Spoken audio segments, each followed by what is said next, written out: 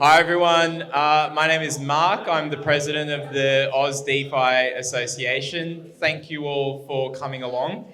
Before we get into this meetup and networking event, I want to start by acknowledging the Gadigal people of the Eora Nation, the owners of the land on which we gather today, and we pay our respects to elders past, present and future.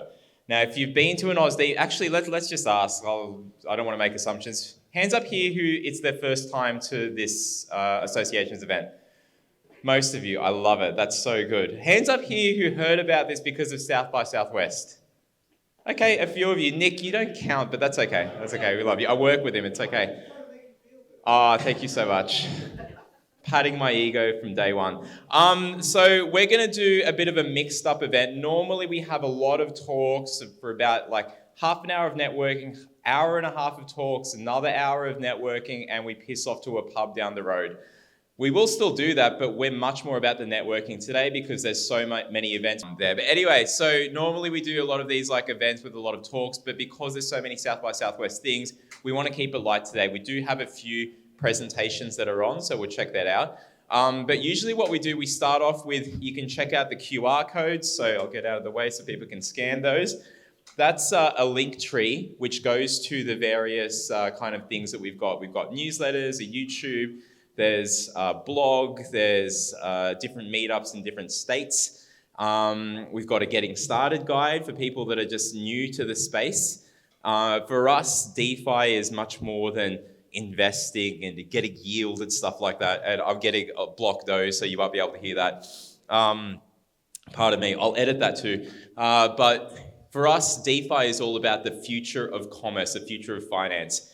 How do we use blockchain technology to lower barriers of entry? And the work that I do with my crew at NotCentralised and the work that many of the people in this room do is all about lowering those barriers of entry, whether it's in gaming or it's in finance or any other space.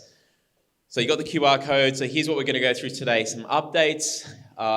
Stables is here. Blockert is here. Blockdaemon will be dialing, well, not dialing in. They've got a video. And we've got MezFi as well. So I know that's not on there, but we've got Jerome here. So let's go through the updates just really quickly. Hands up here who heard about the crypto summit, the AFR crypto summit. Great.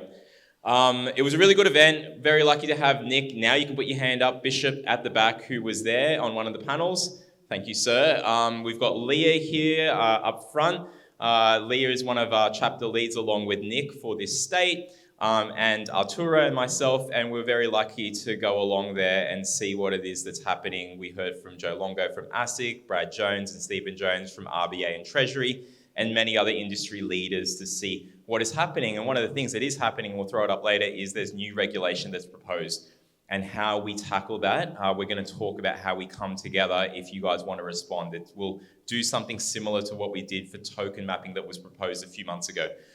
South by Southwest Sydney. So there have been a few events. There was a blockchain panel on yesterday. I don't know where the recording is for that. If they will release it, I hope they do.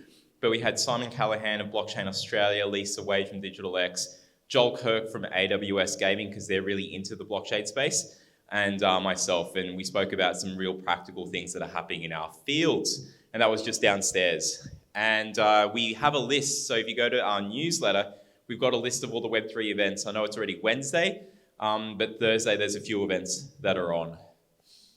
Now to the events. So we had Token 2040 died in Singapore. So a lot of there were 200 delegates from Australia that filled a Telegram group saying they were going, but I don't know if all were able to go, but there was a lot of Aussies. I think every third or fourth conversation, there was like Australians there. So really great to see Aussies abroad. And we've got, we can see Miz there. Miz is in the room. Where is she? Hey, there you go. Sorry, I get blind. There's so many faces in the crowd. But yeah, so it was great to be in your hometown. So thank you for having us. And we had a lot of other great people there. So, you know, we are more connected than we think, but it's great to put events on here. We've got a few other events that we were able to go to, and we'll talk about this on stage later. I was over at Philippine Blockchain Week. There's a lot of stuff going on in the Philippines. They're really embracing digital transformation. So we'll talk about that a little bit. And by the way, they really know how to put on an event. I mean, the picture on the right, that's like 30 people cutting a ribbon because, you know, decentralized. So and a lot more breakdancing for their opening events. So, Crypto Assembly running an event. If you want some breakdancers, we know a few. Nick, maybe. But we've got a few things on the Blockies. So Blockchain Australia has these awards every year recognizing people in the space. And so really great to see that. There's also the Australian Crypto Convention, which is on a weekend down in Melbourne around the same week. And then after that, we've got Crypto Assembly. So we're lucky to be joined by Steve and Rochelle here from Blockchain APAC. So that's at the end of November. So a lot of great events that are happening. There was an announcement today about, basically putting a call out to the market. We're trying to have these real hard, honest, practical conversations about what blockchain tech is all about and how we actually start using this in industry. And Nick, who's up the back here, offered to do some really cool advertising for this. This is not generative AI, as some were led to believe. And Nick is a twin, but this is not his twin sister. So, but yeah, even if you're from Tatooine, was it Nick? Okay, so Nick's hometown of Tatooine, where he comes from every day, even if you're from there, because what is it? Web3 is universal, right? There you go. Help us, Nick, you're our only hope. Regulatory consultation is open. So Treasury has proposed to regulate digital asset platforms. Now, it's a 60-page report. Thank goodness for ChatGPT to summarize that. But if you are interested in responding and maybe don't want to do an individual response, or you do, but also want to add to a group response, Blockchain Australia has a collation of responses. We will do the same. And it's just really great to get all our voices heard. So if you're interested in that, we will be opening up a form just like we did earlier this year for people in the community to have that chance to respond. And we'll be talking about it. We're in Discord a lot. Hands up who uses Discord still? Anyone? Okay. About less than half the room. We've had a bit of a drop-off. Everyone was really in Discord before and it's dropped off, but we'll talk about it there. We'll talk about it in Twitter, etc. All right, so let's get to the interviews. Space Cowboy Arturo, please come up on stage. Where are you? There he is. His nickname is Numbers, everyone, because he's a nerd, just like me. And Leah is going to be interviewing us. Please have a seat. Hang on, let me get... Oh, I'll go there. Yeah. Hello. Hello. Oh, have I turned it on? I haven't turned it on. There we go. Check. Test. There we go. All right. All right. Hi. Hello. So, you guys have been on the road We have. a lot, covered Hong Kong, Singapore, and the Philippines. So, would love to chat to you about all three. Let's start with the sentiment. So, talk me through let's start with Hong Kong. I was at the Animoca Investor Day a couple of weeks ago, and it seems like a lot is happening in Hong Kong. The government is very proactive on the Web3. Talk me through your insights from the trip. It's really, there is a lot going on over there. The government has supported these two groups, one for developers and one for investment. So there's the long acronymed HKLVAA, say that 10 times fast. And then there's also Web3 Harbour. That one rolls off the tongue a little bit more. Web3 Harbour is catered for the developers. We got to meet people that are running both, and they're really supportive and interested in connecting with what's going on around APAC, but more importantly for what's going on there. And they've asked us to help them with, I guess, their blueprint. They've seen what we have done over here, and they want to have that success because they've got that government backing. So it was really great to have those meetings, at least in Hong Kong. And we opened up an office. Do you want to talk about that? Yeah, I just wanted to add to the sentiment in Hong Kong. I think that it's important to get some context and understand why the sentiment in Hong Kong is the way it is. Now, Hong Kong is historically a very deep capital market. It's been the capital market for Asia. That effectively means that the city has an understanding of how to run financial systems, and they want to continue doing so.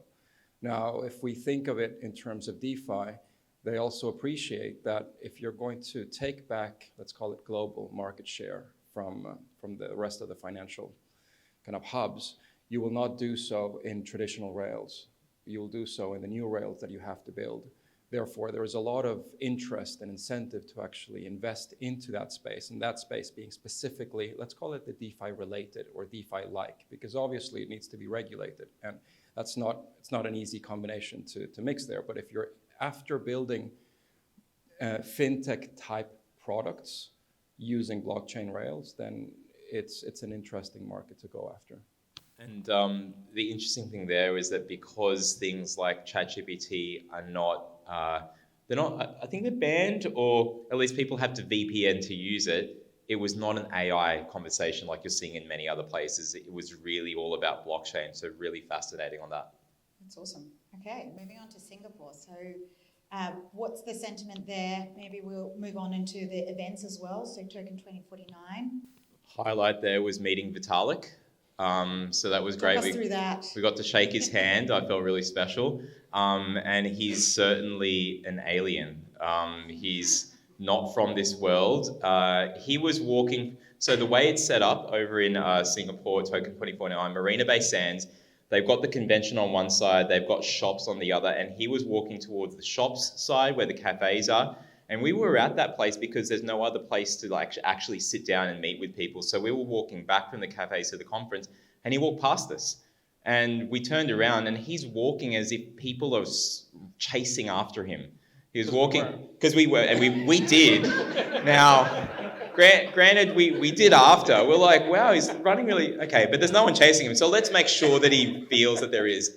He walked into Coinbase House. The way he was walking, it was very similar to Captain Jack Sparrow out of Pirates of the Caribbean.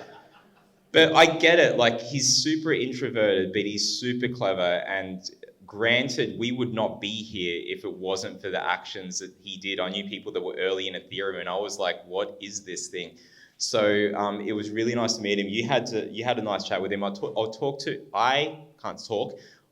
to him about community, and I asked him, how does Ethereum Foundation support more of what's going on here? So we've got people like Riley Chan over in Singapore who are going to help us out. So hopefully we'll hear more about that. But you got to talk to him about some other stuff?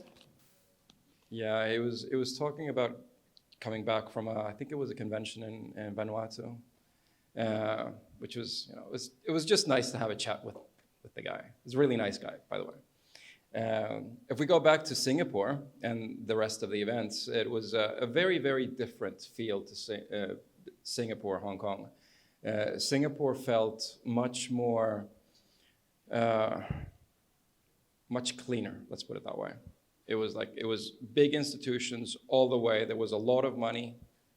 Look, it was Token 2049, so it was obscene, right? I've never been to a crypto event of that magnitude before. How many people do you reckon were there? Wow. Thousands. Yeah, easily thousands. Yeah, 10,000. Yeah. But you definitely saw that Singapore was like up here. So if you think of it from a business point of view, first of all, Singapore has always been seen as a wealth management market, i.e. you distribute wealth through Singapore, you have your capital markets in Hong Kong. That's the way that the banks were set up previously. Now, you definitely see that there is more opportunity for growth because there's more volatility in the market in Hong Kong. But there was definitely much more money flowing around in what we could see in Singapore. Because we saw a lot of watch companies, or one major watch company that was at the convention as well, because, crypto is money. So, yeah. Yeah, the Telegram chat that I was part of was absolutely pumping. And I think someone summarized it really well, saying like it might be a bear market out here, but it definitely felt like bull market at Token 2049. And people walked away like very invigorated, so it seemed. People were flying in from all over. So it was really an international event. And I was going to say that there was just, to your point, a lot of really positive sentiment that we are still here, and that we're still here because there's a lot of good things that blockchain tech is about. We've cleaned out a lot of the bad. I mean, we're going through the FTX court case right now, so that's a bit of fun drama, but we are cleaning out a lot of that bad mess that was there before and realizing what blockchain rails are about. Yeah, I think that another perspective is that we're growing market share. We're touching many, many more people. And as we start to do that, we're also, we need to follow the rules that regulators have set when you start engaging with that wider community.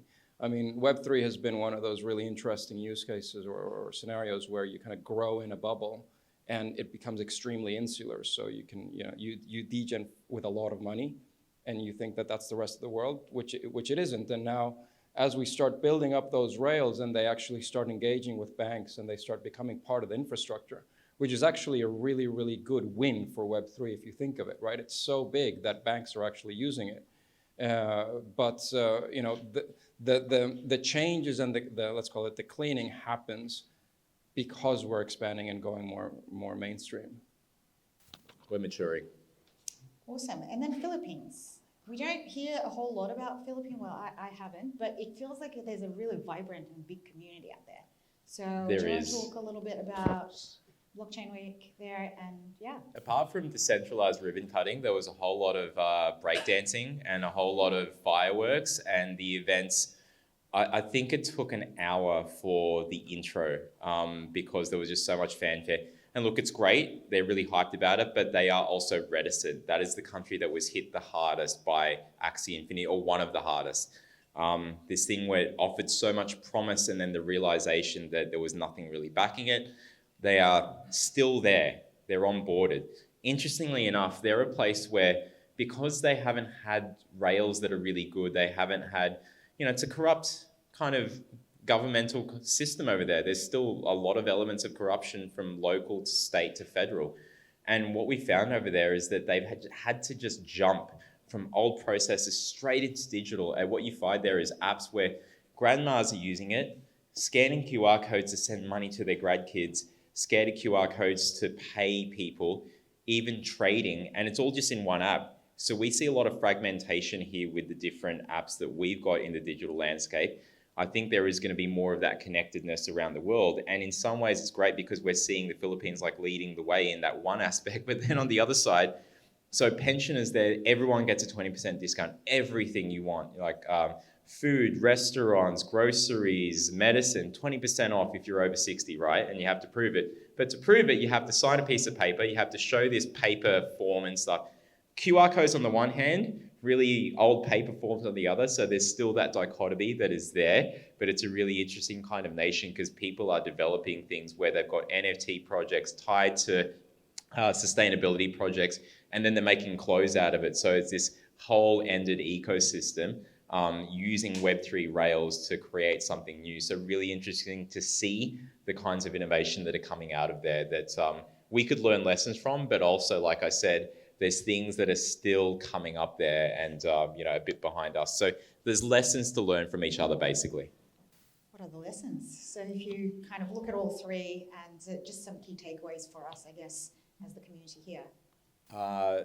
In the Philippines, the lesson is that in Australia, we need more entertainment at the start of events. More breakdancing. More breakdancing. Not that I'm going to do anything. I've got a bum knee now, but maybe others can. From breakdancing in Philippines? Yeah. Arturo? I think that the biggest takeaway for me was the importance of actually getting out and seeing how others are doing things. And acknowledging that even if these three markets are very, very different, they're still speaking the same language and they're still building the same technology in a way that wasn't really unified or standardized before, because we're actually building on these standards that are Web3 standards. Therefore, you can kind of move this business model from one place to the other, and it becomes so much more portable than it was before. Awesome. That's it from me. Thank you. Thank you. All right, next up on stage, I'll grab that from you. Let's see who we've got. Who is it going to be? Stables. Woo! I think we've got Kirsty up here from Stables. Come on down. The price is stable. Thanks, guys. So this is my first time speaking up here, so if you can't tell, I'm a tiny bit nervous. So the guys have asked me to give a bit of an update on what we're doing at the moment at Stables, but I thought I'd also give a quick intro to me. So hi, I'm Kirsty. I'm a lead designer at Stables. I've been in the finance space for 5 or 6 years until Bernie, our founder, hassled me into crypto. I did go down a crypto rabbit hole in lockdown, where I really, I guess I was drawn to the accessibility, the transparency, the things that we don't have in the current traditional finance. So yeah, I jumped over probably 2 years ago now, and I haven't looked back. So it's my team up the back are taking photos. Sorry, they're distracting me. Yeah, so I do have notes here. Sorry. Yeah, so the design team, so me and Louise, two-person design team, we're really passionate about creating delightful experiences, and we definitely think there's a gap for that in the current crypto space. So I hope that comes across in a lot of our design work. Then I've just got a quick update to what we've been doing over the past few months. So the team has been really hard at work. You guys probably would have seen we've launched Apple and recently Google Pay so now you can add it to your Google and Apple wallet. The experience is really, really delightful. We'd love lots of feedback. We love hearing what you guys think of our app.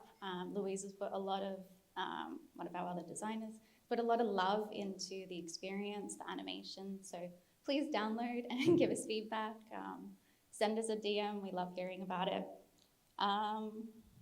We've also recently released or launched Send, which is a very kind of conversational-like experience where you can send USDC to your friends or wallet to wallet, with more things coming soon. So that's just the first step in a long pipeline of making it easier to send money, fiat, everything in that kind of conversational experience.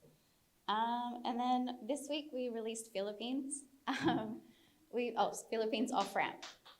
So that was launched. Yeah. Huh? Yeah. So we finally launched our Philippines off-ramp. So now you can send USDC straight to your e-wallet, so GrabPay, Gcash, any of them, and to also 100 plus Philippine wallets. So this is just the first step in a long journey. So we'll be looking to go global. I think we have a lot more Southeast Asian countries in the pipeline over the next few months. And on top of that, we've also, I think the team's currently building a card on-ramp. So you'll be able to buy USDC straight in our app with a card instead of your bank account or sending. So that'll be a global feature, which we're really excited about and we're building currently. And I guess the last thing that's in the pipeline that I could update you guys on is our EU ramp. So we're looking at fiat banks and also launching cards in the EU over the next few months. So that's my quick update. Thank you for bearing with me. Yeah, that's it.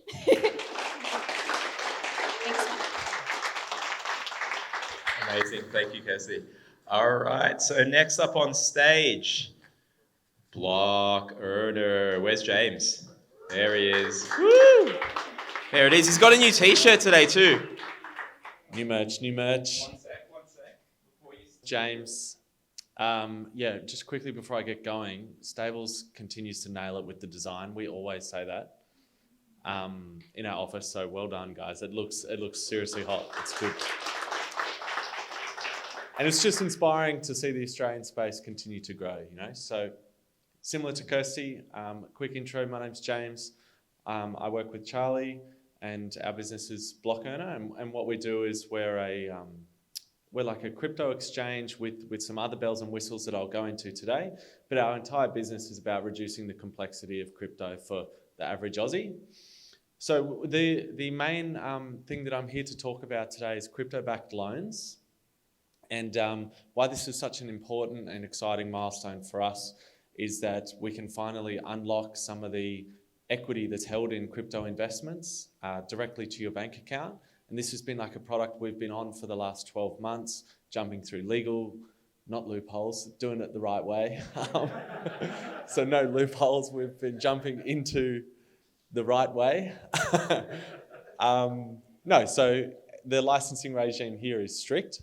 So finding out how to do that and do it all the right way has been a long process, but we're very proud to say that we're so close to the finish line. What a crypto-backed loan is with your Bitcoin or your Ethereum, all you do is you come onto your block owner account. If you're holding Bitcoin or Ethereum on your account, you either transfer it in or buy it here, and you can borrow up to 33% of that in Australian dollars, and that gets sent straight to your bank account. If you do it at the right time of the day, it'll only take like 5 minutes to your bank account, which is just that really magical experience. And we're really proud to say last night we did our first test loan, and it happened, it worked, the money arrived, and it was amazing. It was really exciting. I was really proud of the team for that. So I just wanted to show a little bit of how it looks. So once your loan's open, it's very similar to a DeFi loan. So for the people in the room who aren't familiar with that, that means you don't have to pay it back on any sort of prescribed terms, right? So we open the loan for you for 12 months, and it's up to you when you want to pay it back. You either pay it back monthly, you do it once every 6 months, or you do it all on the last day, whatever suits you, right? That's how DeFi loans work. And so one small advantage to doing it with us over DeFi is we've got access to all of your communication methods, right? We can send you a text message if your health factor's getting out of whack. We can send you emails, like weekly statements of how your loan's looking, all the different ways we can contact you to make sure that you don't end up in a nasty situation. But this is the dashboard. As you can see, directly from app and instantly, you can top up your collateral, you can withdraw your collateral. So if your Bitcoin's gone up in price since you opened the loan, you could hypothetically take out more Australian dollars to take you up to that 33%, or you could take some Bitcoin out, right, to pull you to that 33%. All done instantly in the app. And obviously you can repay the loan instantly too from here. And, oh mate, quick admission, I was editing the slideshow when I was sitting in the audience, but it hasn't updated, which is fine. We'll just have to go with a Google. We've got our waitlist open. The product comes live next week, so you've really only got a few days to jump on the waitlist. But this just gets you your first 30 days interest-free. So it's a cool little offer we're doing. We launched this with the Oz DeFi Association, and so really happy to be here again when it's coming live. So jump on, just Google Block Owner Loans, and you'll see we're the first result. And that's us. Yeah.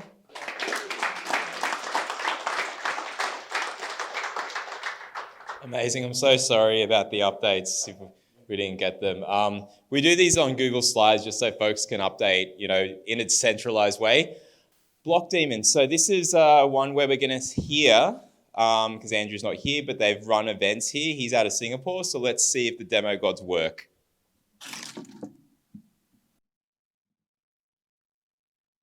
Hey Oz DeFi, it's Andrew here from Blockdaemon. I can't be down in Australia this week, but I think you guys will have a really good time.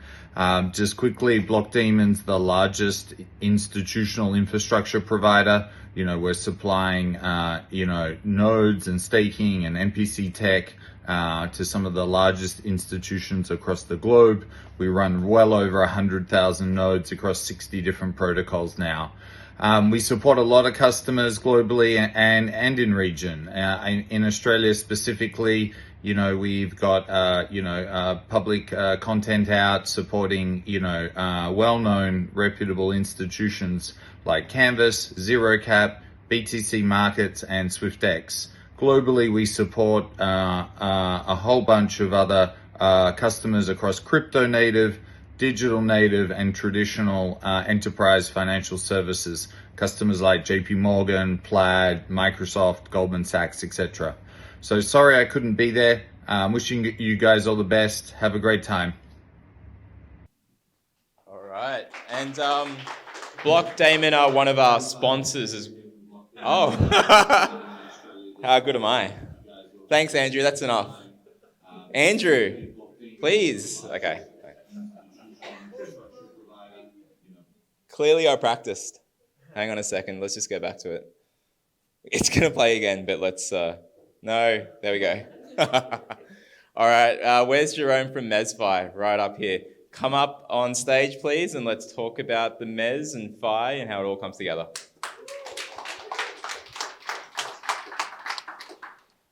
So you want me to just stand and talk, or yep, all right. All right. It might be easier, or I can whatever you want. Really, I don't mind. I'll just talk. I'll just talk. I'll just talk. All right. All right. Well, this is the first opportunity I've had to talk about MezFi so far. We sponsored the Digital Assets Conference a few months ago, so I had a bit of an opportunity to speak to some people about it. But yeah, MezFi, it's a business that is about a year in the making so far. I've done a lot of work with my lawyer is right here next to me, John Basilios, who is an extremely good lawyer. He's given me as much advice as I can to try to not get on the wrong side of ASIC, so I will try to do that. But basically, mezzanine finance is something that not a lot of people know about. It's a way of financing construction, specifically in our case, businesses as well. But basically, it's gap funding. So if someone wants to build a big building, they can get senior debt up to a certain point from the bank. They have their own money in the bank, or they get money from investors. And then any middle amount that they haven't been able to fund can come from mezzanine finance. And so it's a more expensive way of getting finance than senior debt. So senior debt can be anywhere from 7 to 9% per annum. Equity can be up 20, 25% per annum. So a lot of money there. And in the middle, you've got mezzanine finance, which is in the range of about 15% per annum interest.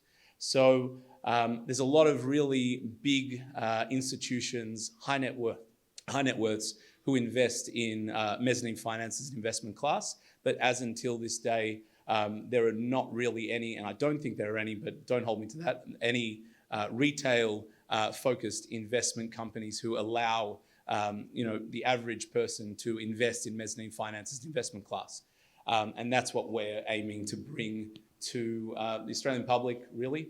And we're going to hope to launch next month. We'll have a PDS, product disclosure statement, available hopefully next month. We will be a corporate authorized representative very, very soon. We've agreed with an AFSL holder, which is called a responsible entity. So they hold the financial license, and we're authorized under that financial license to carry on financial services. Not yet, very soon. And yeah, so how this all came about, and I guess what's the blockchain part, I guess you ask.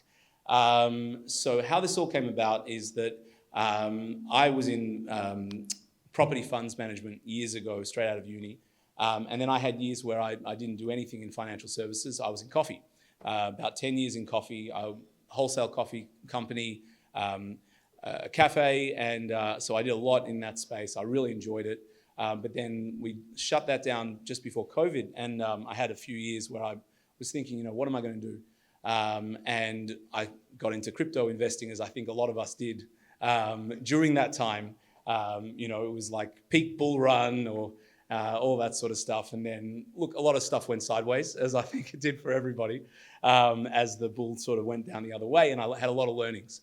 But one of the learnings that I had is that crypto is wonderful in terms of investing, and it's volatile and it's great. And DeFi is awesome as well at creating yield. But there are issues in terms of custody, in terms of financial services. A lot of things are financial products potentially, and so there's a lot of risk. And so I was looking at what I could bring to the crypto world, or the crypto universe, I guess, that was, sort of DeFi helper to a degree. So I love DeFi, and I'm a big investor in DeFi, but I think there's room for trad DeFi cross investments, basically, and that's what MezFi is. So the idea of this is that you'll be able to, and I can't really talk about all of the features of the proposed fund because we don't have a corporate authorized representative yet, but the idea anyway is that you would be able to invest with stablecoins and then redeem with stablecoins as well as fiat. And then you would receive an NFT as your digital unit certificate in the proposed fund. And that you can hold in your DeFi wallet if you've got a MetaMask, if you've got anyone who's a non-Web3 user will set you up with a Magic Wallet. Magic Wallet is it's a Web2 enabled DeFi wallet. Basically, you sign up with social credentials, email and all that sort of stuff. And then you receive your NFT in your wallet, but also it's a managed investment scheme. So you receive units in a unit trust as well as that NFT, and then it's a closed-ended 3-year fund that we're proposing. So basically, you put your money in at the beginning, and we give you all of the quarterly reports. Everything that you're used to or that you would be used to if you were a TradFi investor. Most people here are obviously crypto investors, so it's different. But you'll get all of those sorts of things. And at the same time, you have our platform, our DApp, that you can see real time, everything that we've invested in, all the projects that we've invested in. And basically, we'll be raising money over a period of time, and then we will go with an investment committee of myself and a number of ex-bankers and property developers and invest in these mezzanine loans with wholesale mezzanine lending companies who basically aren't accessible by retail investors. This is a lot of talking and not a lot of anything else. So I don't know if you have any questions for me about it, but... No, this is great. Yeah. Oh, hang on, I've got to turn the mic on. This is great. Test, there we go. No, this is good, this is good. So look, you guys are coming soon. Hang on, let me just not knock over stuff. Can you tell us more about when people might expect to be seeing it? We've got the coming soon on the website. Coming soon on the website.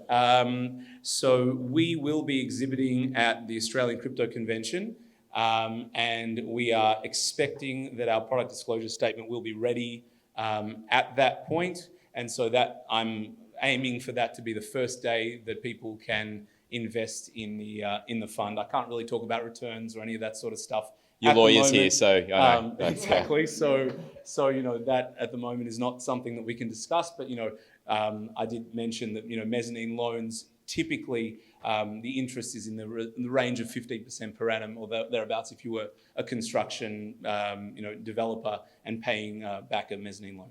Fantastic. Well, if anyone is interested in going to AusCryptoCon, we will go to your question. If anyone is interested and wants tickets, we have free tickets. So come see me after class. Yes, sir, you have a question? Let me just get the mic to you.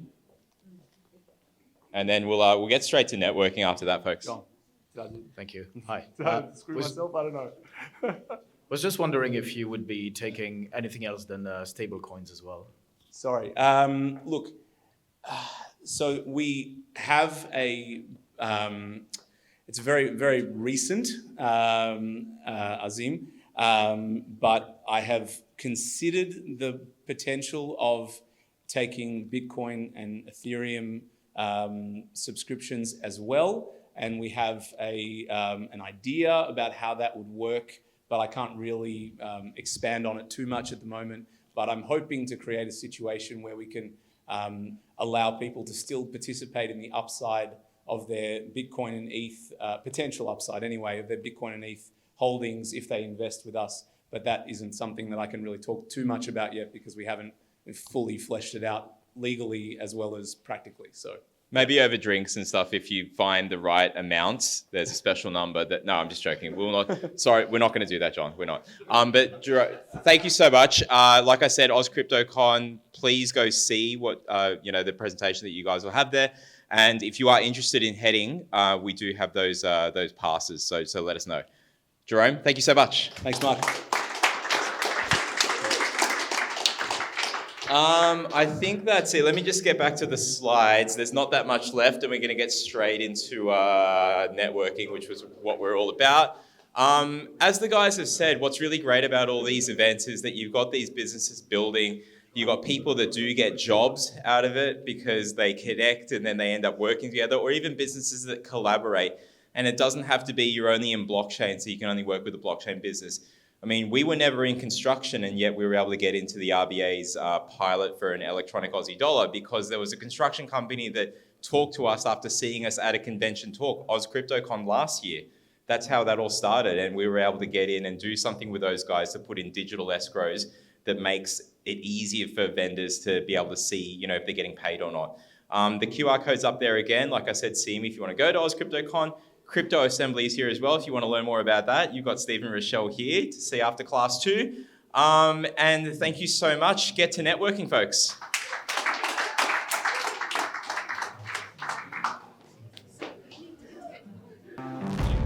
No.